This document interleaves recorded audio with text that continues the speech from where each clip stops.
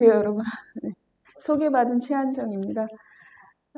이게 제가 이제 수업에 대해서 이제 이걸 하나의 수업에 대해서 좀 해달라고 했을 때 뭘 할 수 있을까 조금 많이 고민을 했었어요. 근데 지금 일단은 아까 저기 교수님께서 여러 가지 소개를 해주셨지만 제가 좀 이 자리를 통해서 말씀드리는 게 제 전공이 양리학이라는 전공을 가지고 있습니다. 양리학이라는 게 뭐냐면 파마콜로지인데 약의 효능과 독성에 대해서 그것을 연구하고 그런 분야가 양리학이에요. 약의 메커니즘을 연구한다는 거죠. 좀 벗고 얘기할게요. 약의 메커니즘을 연구하는 거라서 양리를 하다 보니까 제가 의과대학 교수로 19년을 있었어요. 20년을 있었고 의과대학 교수가 되기 전에는 10년을 제가 약학대학을 나왔습니다. 개국약사, 약국 주인이었어요. 약국을 10년을 했다가 그 사이에 여러 가지 일이 있으면서 공부를 다시 시작을 해서 이제 2002년에 의과대학 교수로 있으면서 19년 하다가 한 5년간 약대 추진단장 하면서 약대 추진을 하고 작년서부터 약대를 오픈하면서 하고 있는데 그 사이에 이 사업화 분야에 대해서 얘기를 해야 될 것 같아서 제가 지금 비즈니스에 관심이 많아서 이제 벤처도 몇 번 해보고 이제 많은 시도가 있었는데 저희가 전공이 약의 활성을 보는 건데 제가 의과대학에 오면서 무엇을 시작을 했냐면 물론 제가 이렇게 실무자로서 참여하고 많이 도와드리고 실무 책임자로 한 거고 위에 이제 센터장은 따로 있었지만 임상시험 센터를 만들었어요. 임상시험 센터를 위치하고 그리고 나서 기능성 식품 임상시험센터를 저희 양리학교실 교수님이 시작하면서 제가 실무적으로 한 5년을 다 커버하면서 많이 배웠습니다. 많이 하고 직원처럼 아침에 8시에 출근해서 6시, 때로 10시 손님이 하도 많아서 그때 애가 되게 어렸었는데 이제 그런 거 감수하고 이제 헌신을 했어요. 헌신을.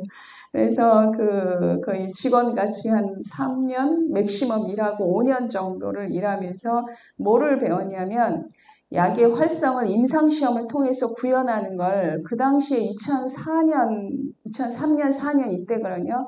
아직 임상시험이 이제 서울에서 이제 시작이 되고 있는 이런 정도였어요. 그래서 임상시험의 가이드라인도 삼성 서울병원에서 시작한 지 2, 3년, 서울대병원도 준비가 안 돼 있고 이제 시작하는 단계에서 거기다가 기능성 식품을 한다 그러니까 비웃음도 많이 받고 이제 많이 애로가 있어서 거기서 이제 시작을 한 게 임상시험을 통해서 기능성 식품에 대한 이제 유효성 평가를 시작을 해서 이제 같이 이스타블리시 하면서 전문성을 쌓았고 동시에 의약품 임상시험 센터를 개입을 하면서 의약품을 어떻게 사람을 통해서 효과를 보는지 우리 교과서상에 배운 것을 다시 한번 이제 그 역할을 했었고요. 혈액 내 약을 먹고 혈액 내 분석하는 거를 하면서 이제 제가 약학대학 외에 그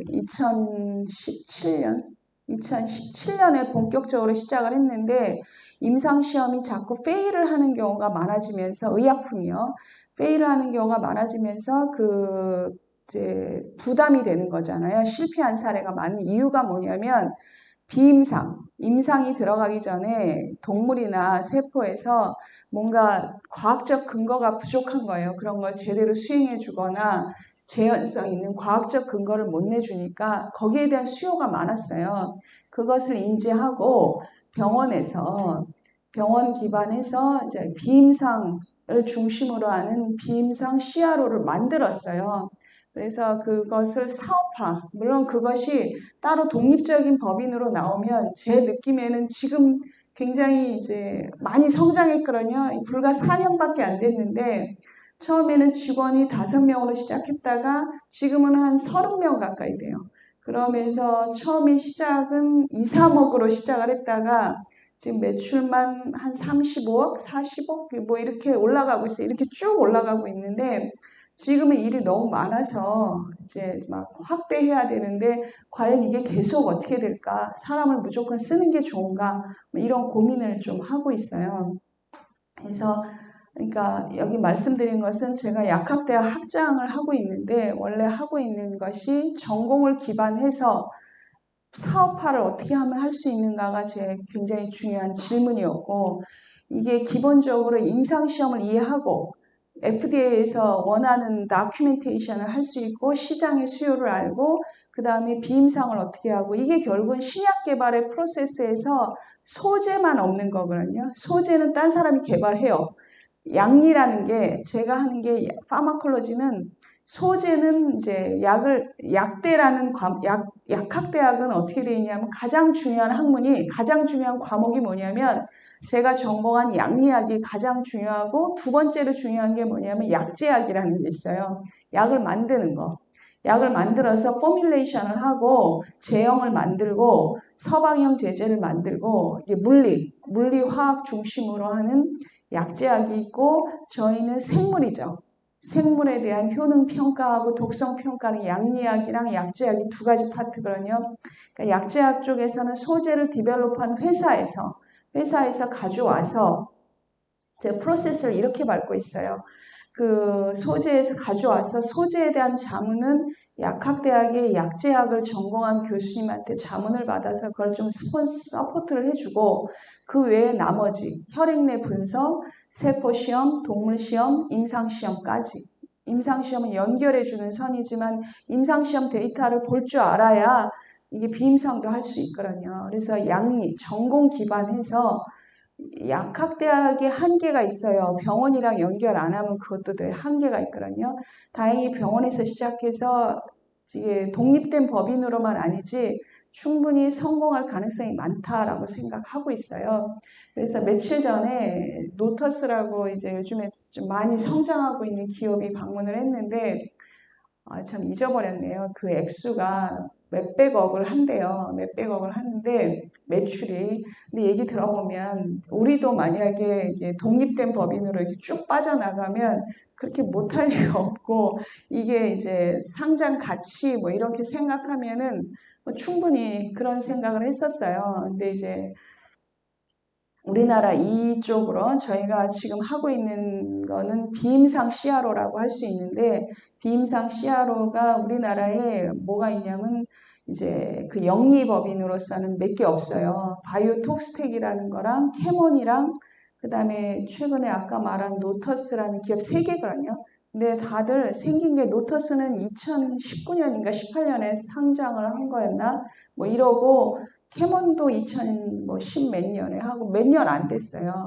그래서 이쪽 분야가 사실은 좀 자기의 어떤 전공 적합도나 볼 수 있는 눈만 있으면 되게 유망하다고 생각합니다. 그리고 지금 현재 코로나 때문에 코로나를 연구한다고 코로나 약을 뭘 좀 만들거나 유사한 걸 가져오는 사람이 줄을 섰어요. 코로나 때문에 아주 막 일이 폭주하고 있는데 저희가 이제 인수공이라는 데가 이제 익산에 있으면서 인수공에 가서 실험을 해주고 있어요. 그래서 저희가 에피소드가 여기 관계자는 없겠지만은 한 번 홍역을 치르는 에피소드도 있어요.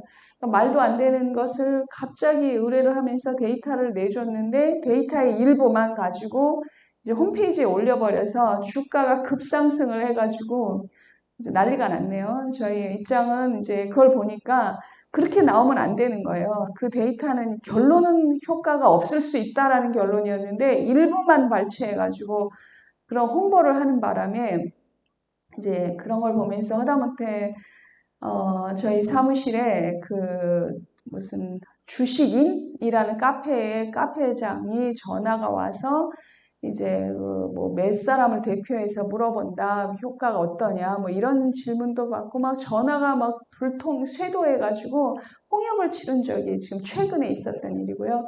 그래서 지금의 이제 이 과정이 결국은 이런 것을 소개하는 과정인 것 같아서 이런 말씀을 드려요. 그래서 지금의 이제 사업화랑 융합적인 가치는 이쪽에 있다. 소재를 개발하는 것이 소재 개발은 당하죠. 소재를 가지고 있는 사람도 중요하지만 소재에 대한 과학적 근거를 내주는데 비임상적인 과학적 근거 이런 게 되게 중요하다. 근데 제가 자료를 준비하는 시간이 짧아서 제가 자료만으로는 좀 효과적인 자료는 못 만들었고요. 네, 여러분들이 혹시 이제 궁금하신 거 있으면 말씀해 주시면 더 답변을 하는 식이 되면 좋을 것 같습니다. 밑에 거. 그러니까 제가 약학을 하면서 의대에서 양리학을 했고 약국도 하고 벤처회사도 이제 2번을 말아먹진 않았어요. 이렇게 여러 가지 어려움이 있어서 접었어요. 이게 좀 힘든 일이 몇 번 있더라고요. 그러면서 그런 걸 통해서 이제 경험이 쌓이고 전공 쪽이 이제 약의 효능 평가니까 저희가 의약품과 건강기능식품을 다 하고 있거든요. 그래서 다 아시겠지만 제가 약대 유치를 하면서 5년을 다녔는데 5년 동안 하다 보니 제약산업 분석한 자료만 들고 안 만나본 사람이 없는 것 같습니다. 제약산업이 다른 것에 비교해서 상당히 그 부가가치가 높다는 것은 다 아시죠? 실제로 이제 비교하기가 어려울 정도의 부가가치를 가지고 있다고 생각합니다. 이게 홈페이지에 결국은 저희가 이게 실험실의 일반적인 그런 거라고 생각하고 이게 약간 생물 쪽도 여기 메디아 저희가 세포 키울 때 배지 같고 위에 이제 약학이라는 약의 효능 평가할 때 이제 약을 이제 어떤 품질 관리와 그다음에 약의 효능 평가할 때 기본 장면인 것 같아서 캡처해서 가져왔고요. 이제 다 아시겠지만 의약품이 어려운 게 아니에요. 아니, 어렵죠. 근데 우리가 생각한 만큼 어렵지가 않구나. 저희는 동아제약 바카스라는 개념이랑 그냥 다 제약회사 그런가 보다 하는 시절에서 약국을 하고 교수 초반에 이제 그런 세월을 보면서 우리나라는 아직 멀었구나 생각을 했는데 제가 연구를 해가면서 많이 느끼는 게 우리나라 바이올로지랑 케미스트리나 이쪽 연구력이 어디까지 왔다고 생각하냐면 이제 2000년대 초반에는 선진국이 한 70%? 한 65%? 이제 체감하는 건 그래서 미국이나 이런 데 가야 좋은 페이퍼를 낼 수 있고. 근데 지금은 제가 체감하는 것은 한 85%? 한 90% 가까이 온 것 같아요. 미국이랑 이런 데 잘 나가는 국가랑 비교해 볼 때. 그래서 우리나라에서 셀 사이언스 네이처라고 세계가 가장 좋은 페이퍼잖아요. 이제 가끔 나와요. 나오고 네이처 자매지나 이런 데서도 이렇게 나오고 이렇게 보면은 사이언스의 개념과 기술 이런 것들이 선진국 대비 뭐 떨어질 게 일부는 더 잘하고 보편적으로 봤을 땐 저는 90% 정도 와 있다 이렇게 생각하거든요.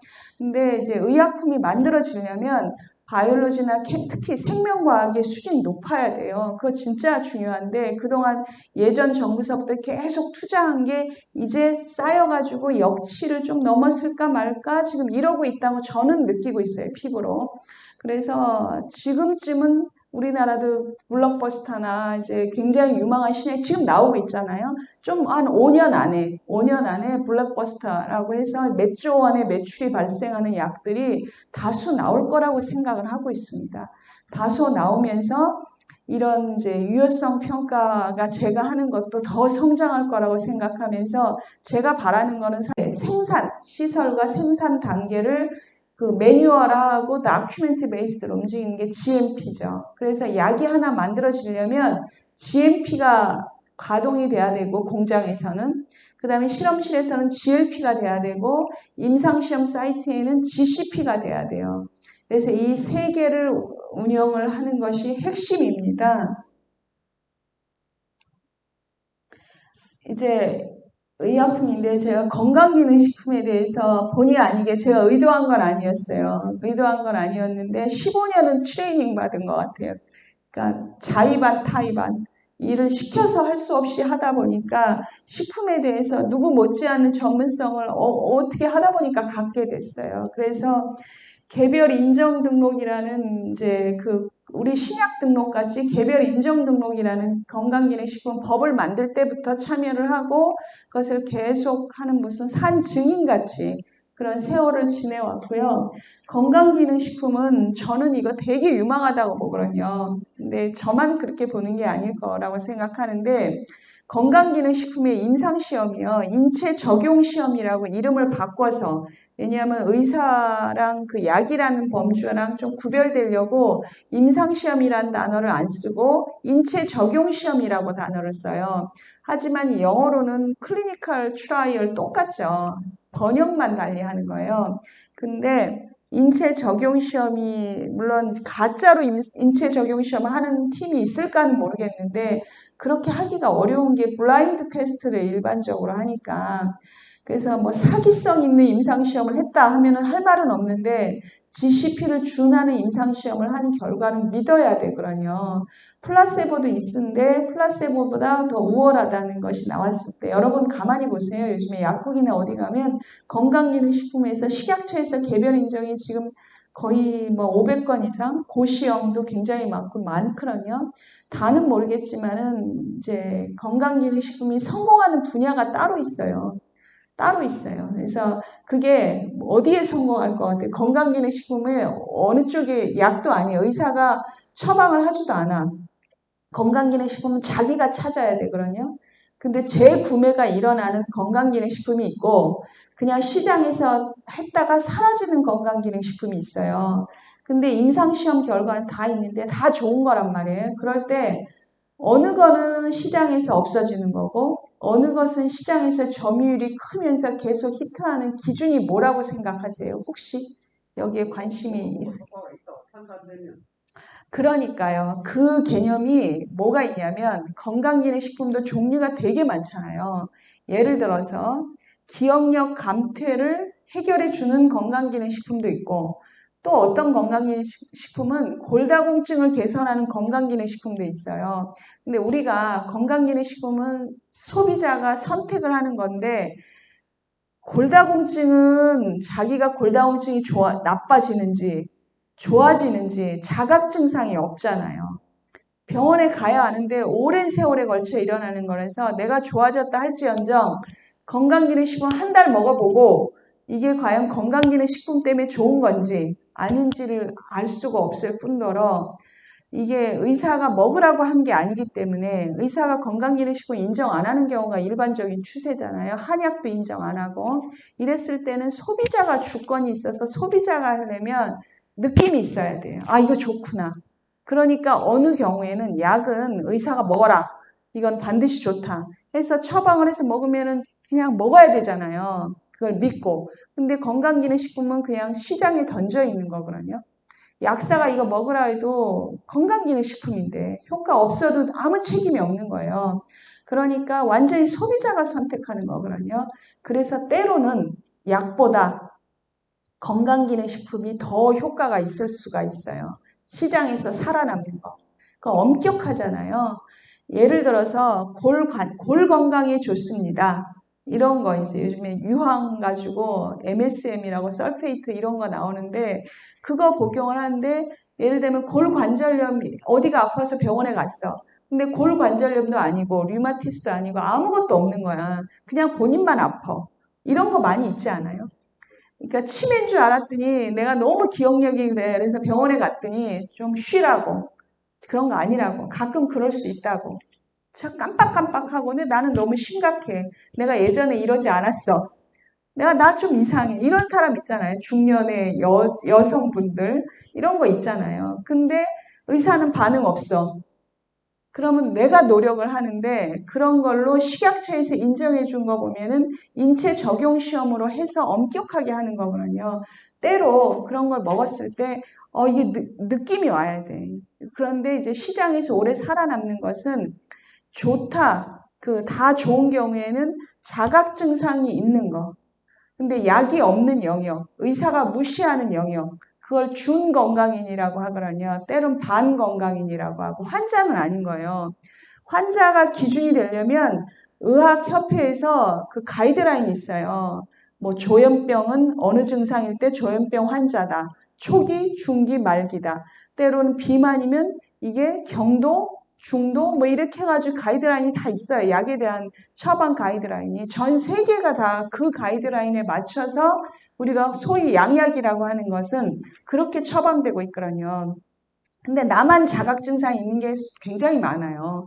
그게 건강기능식품 세상이고 이게 이제 엄격하게 플라세보가 있는 임상시험을 했을 때는 이것이 인증받은 거고 효과가 있다라는 거죠. 때로는 건강기능식품이 약보다 좋은 경우가 얼마든지 있을 수 있고 왜 이 건강기능식품을 약으로 개발 안 하느냐. 세월이 오래 걸리니까. 임상시험이 원하는 게 더 많으니까 힘드니까 기업체가 잘못하면 망하니까 여기는 3상 임상시험을 건강기능식품 요구를 안 해요. 2상 임상시험이에요. 2상 임상시험은 한 2억 5천이면 2상 임상시험을 하거든요. 근데 3상은 10,000명 대상 막 이렇게 하는 임상시험을 어떻게 하겠어요. 건강기능식품이. 그러니까 한 5억 가지고 하겠다 그러면 건강기능식품을 하는 거예요. 여기서 희망을 보면 이걸 의약품으로 전환할 수도 있죠. 개발하는 자 입장에서는. 근데 효과가 있냐 없냐가 중요한 건데 효과 있냐 없냐 중요한 것보다 더 중요한 것은 소비자가 내가 주도적으로 아픈 것을 느껴서 선택할 수 있냐 없냐. 요게 키워드인 것 같아요. 그래서 가장 표시나는 게 비만, 인지능 장애, 그 다음에 이제 고통을 느끼는 거. 이제 뭐 어디 뼈 건강, 근데 이제 골다공증은 절대 성공 못한다죠. 이렇게 생각하고 약이 없는 영역이 어디가 있냐면 갱년기장의 여자 홍조. 이게 이제 폐경될 처음에 몇 년 동안 못 견딜 정도로 힘든 거거든요. 못 견딜 정도로 힘든데 얼굴이 붉어졌다 해졌다 감정이 왔다 갔다. 근데 이제 내가 병원에 가서 약은 먹기 싫어. 애매한 경우가 있고 뭐 이런 여러 가지가 있죠. 그 영역이 굉장히 많은데 그게 건강기능식품이 커버를 하고 있다 생각하고 굉장히 유망하다고 생각해요. 효과 좋은데 적응증을 잘 보고 이 흐름을 찾으면 유망하다고 생각합니다. 그래서 이제 기능성 식품이라는 게 이제 일반적으로 제가 한 15년 일하고 지금도 이제 참여 교수로 일하고 그게 회사가 되면 이사는 될 거예요.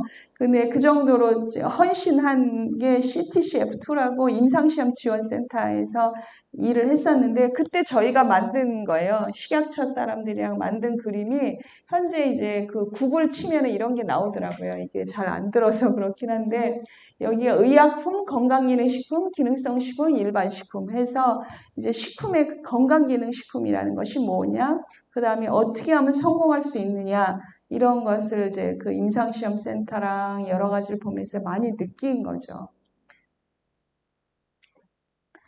그래서 이제 건강기능식품이 고시형이 있고 개별 인정형이 있어요. 근데 고시형은 뭐냐면 홍삼 같은 거. 너무 많은 에비던스가 있어서 누가 뭐라 그래도 그냥 좋은 거예요. 홍삼의 면역력 이런 거라든가 이런 것을 고시형으로 해놓고 나머지 개별 인정형이라는 것은 이제 개별적으로 하는 거, 개별적으로 연구해서 올라오는 것들.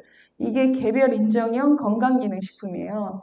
근데 이게 이제 시장에서 이게 개별 인정을 받았다가 성공할 것 같다가 트렌드에 따라서 없어지는 그런 것들이 있어요. 근데 효과 관점, 인디케이션, 어디를 적응증으로 하느냐가 참 중요하다라고 이제 그렇게 느껴왔어요. 이제 이게 기본이요. 저희가 했던 것 중에서 복분자가 기억이 나는데 그 미숫가면서 복분자가 이제 만들어졌어요. 간 기능이 좋다고. 근데 이제 소재는 그런데 이게 어떻게 쓰이냐면 그 소재로 개별 인정을 등록을 받으니까 이 소재는 적어도 1g을 먹어야 되는 거면은 야구르트, 우유, 음료수 거기다 1mg 그 원래 효과가 없죠. 그거 먹어야 용량이 중요한데 그 우리가 건강 개별 인정으로 간 기능에 간 피로에 좋은 소재가 좋습니다 하고 이 소재에 1%를 함유하고 있음.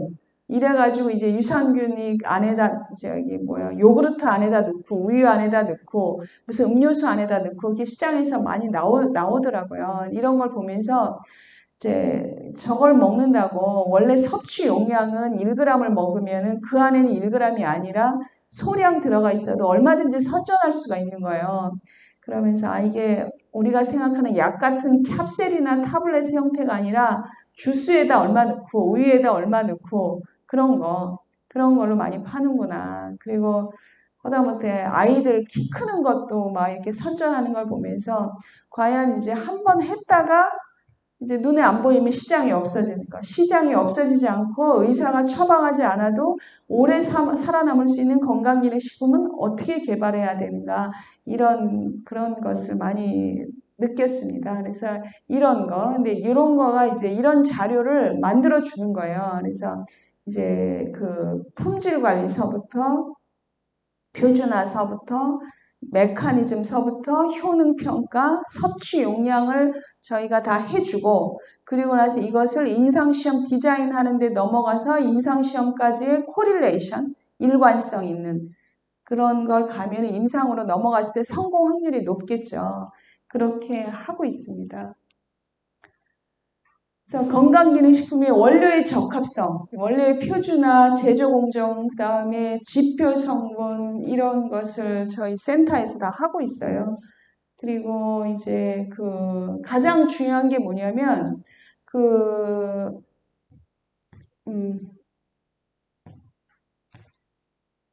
이제 뭐냐면 기능성 등급 결정이라는 게 있어요. 그래서 기능성 등급 결정이 1등급이 있고 2등급이 있고 3등급이 있는데 기업의 목표가 2등급이에요. 일반적으로. 1등급 맞은 게 하나 있어요. 1등급이 자일리톨. 자일리톨은 이제 뭐가 좋다. 딱 이렇게 나와 있어요.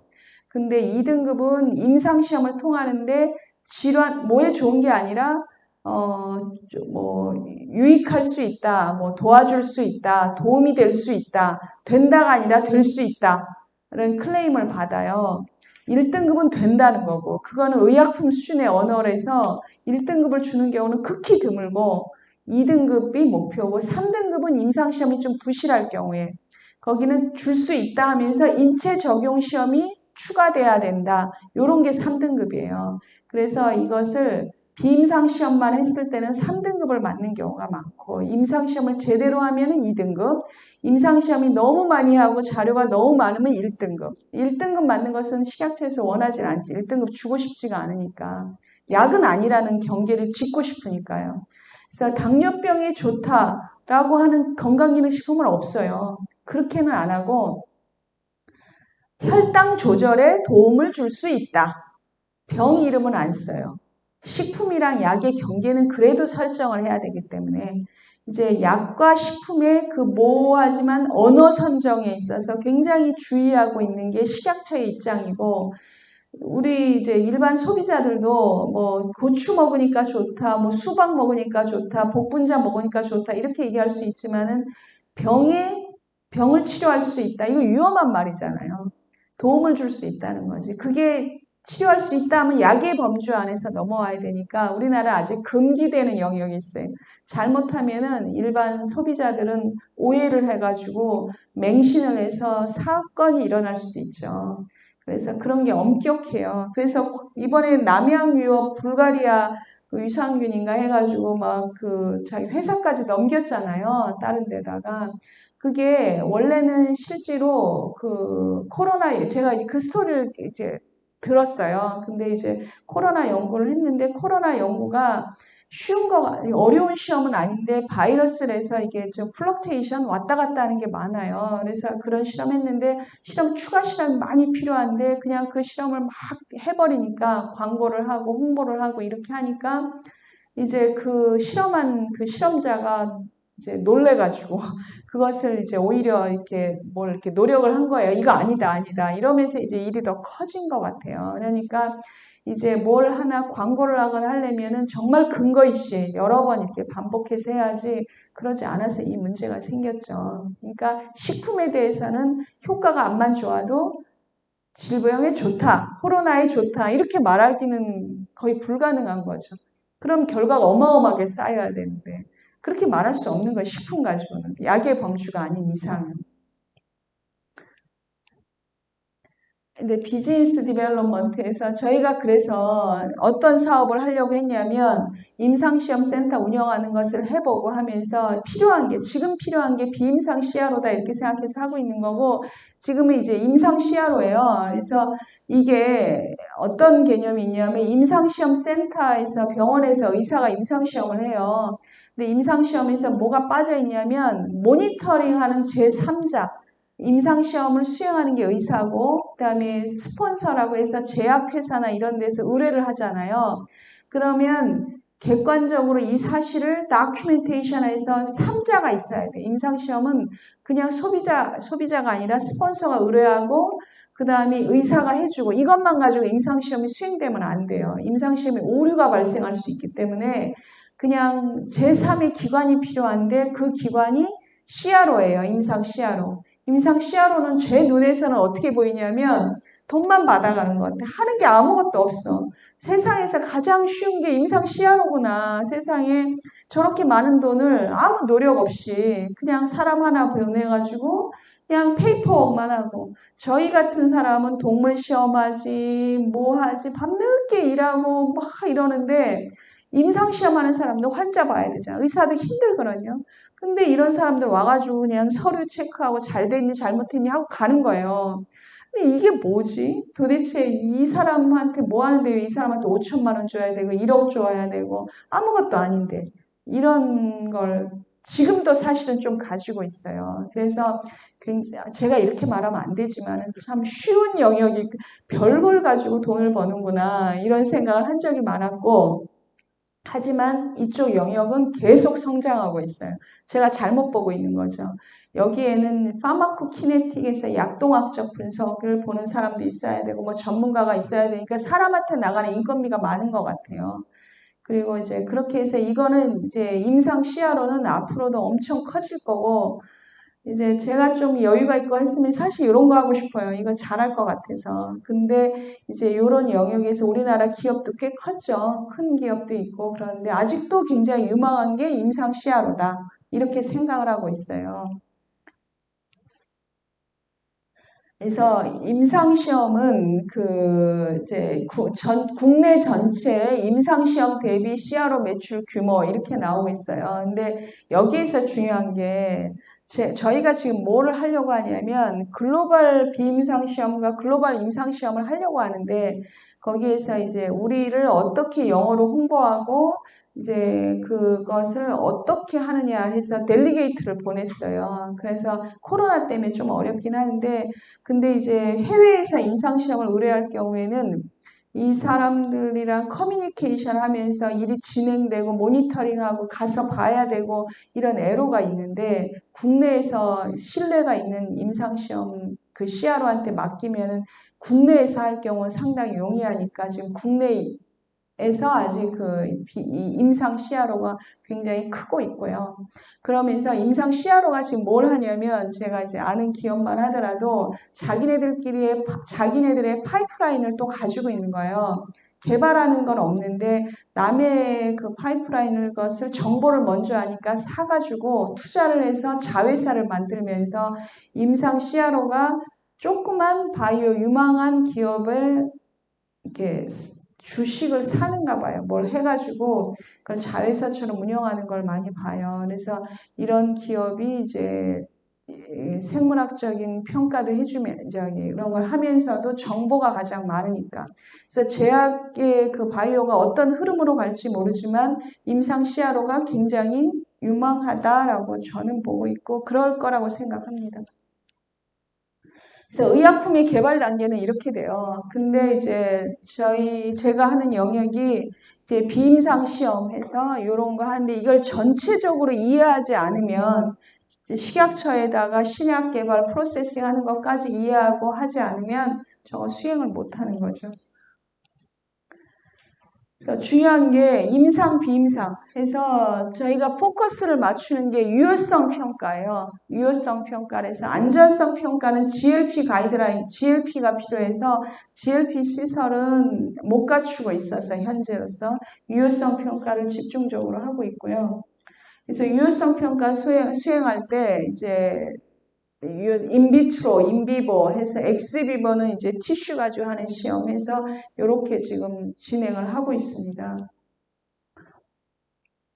이제 매출액인데, 아까 제가 말한 데가 여기에 노터스라는 기업이 왔었는데 거기가 굉장히 빨리 성장을 했더라고요. 그래서 이런 유효성 평가에서의 캐몬, 바이오톡스텍, 노터스 해서 이제 비임상 CRO가 시장 규모가 5,100원이다, 5,100억 원이다 이러는데 이제 그게 앞으로 우리나라가 바카스만 만드는 때가 이미 지났고 이제 그런 기업, 그런 식으로 운영하는 제약기업은 도태되고 있고 그 신약개발 회사로 새로 탈바꿈을 하고 있는 회사가 꽤 있는 것 같아요.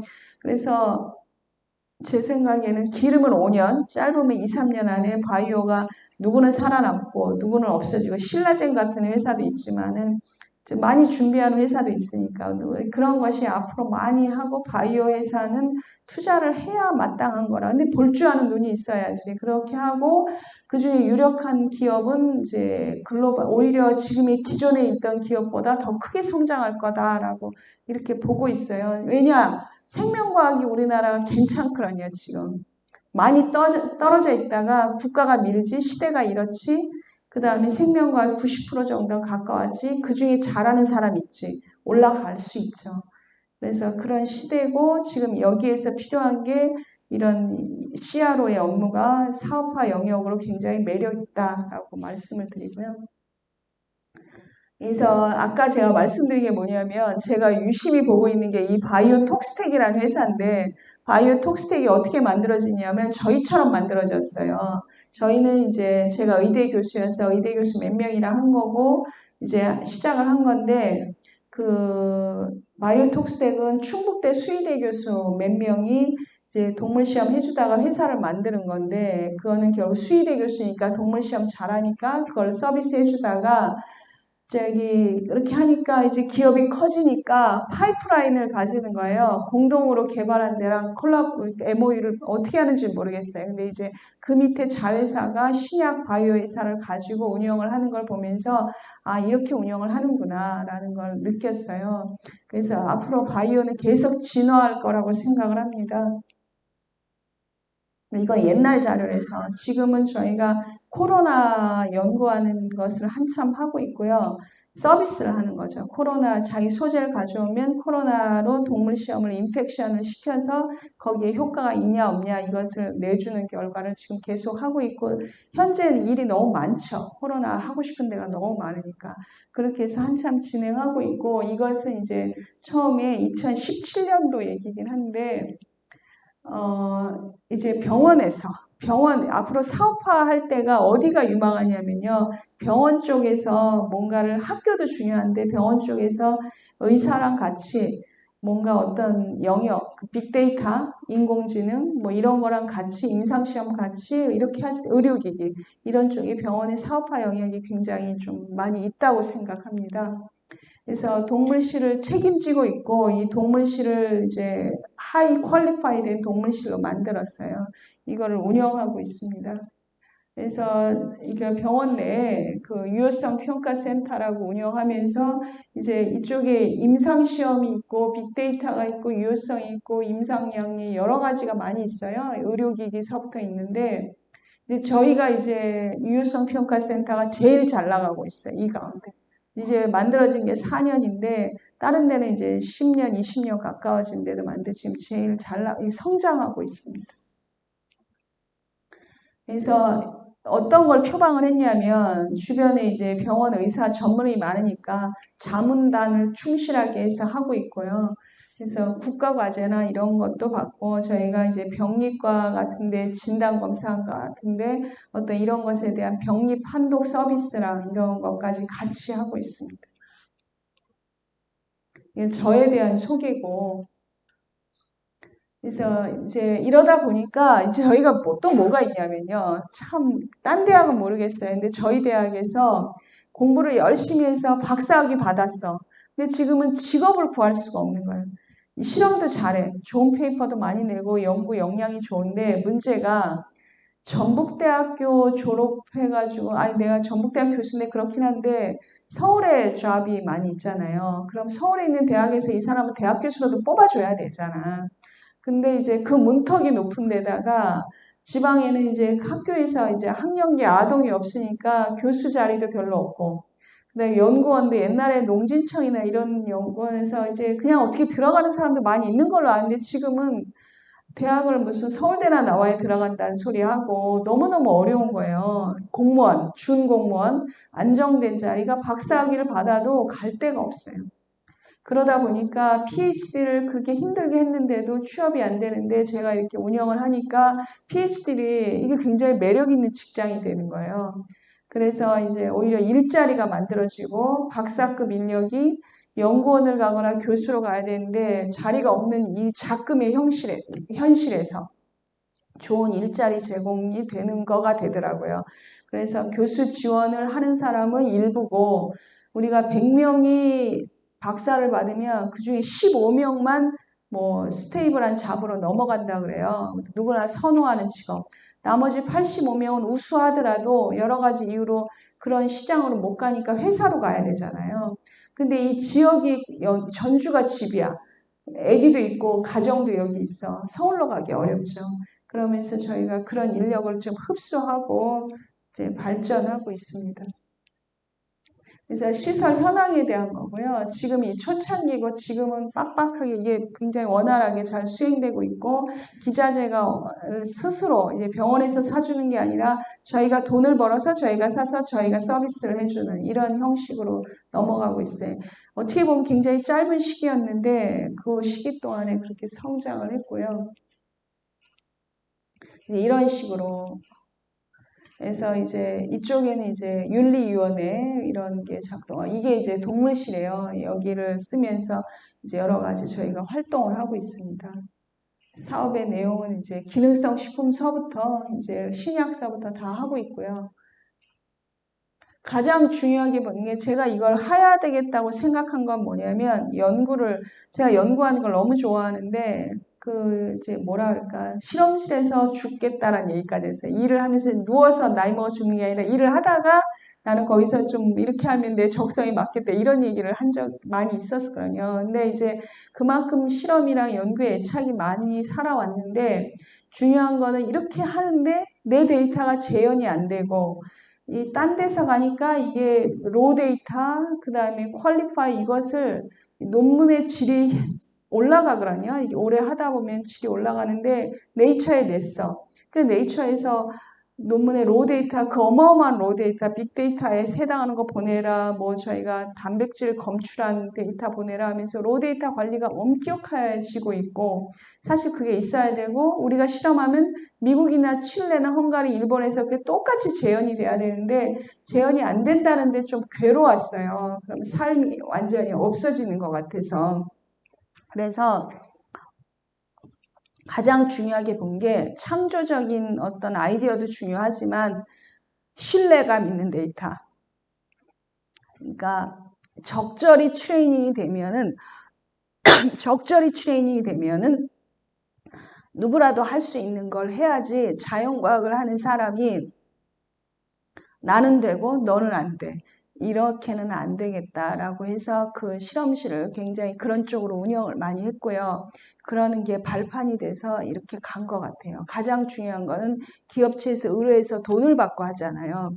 근데 내 마음대로 이렇게 하는 게 아니라 요구한 대로 공장처럼 찍어내지 않으면 안 되는 거니까 그렇게 해서 여기까지 왔어요. 그래서 현재 이렇게 하고 있고요. 그래서 다 됐어요. 근데 제가 자료를 그동안에 업데이트한 자료들이 상당히 많은데 자료 준비할 시간이 없어서 약학대학이 수업이 하도 많아서 수업 준비하다가 준비를 못했어요. 하도 이제 의대에 있을 때는 수업이 많지가 않다가 약대로 오면서 수업이 너무 많아서 수업 준비하다가 자료 준비를 못했습니다. 근데 현재 제가 말하고 싶은 거는 이런 거 소개하라는 것 같아서 제가 전공이 약의 효능을 보는 게 전공이다 보니까 건강기능식품의 효능, 약의 효능. 근데 그 효능이 사람과 동물과 세포가 다 포함되는 것을 사업화를 이렇게 했고 이게 비전 있는 영역이다라고 제가 느끼고 있고 여기까지 이제 저를 말씀드리겠습니다. 잘 들어주셔서 감사합니다.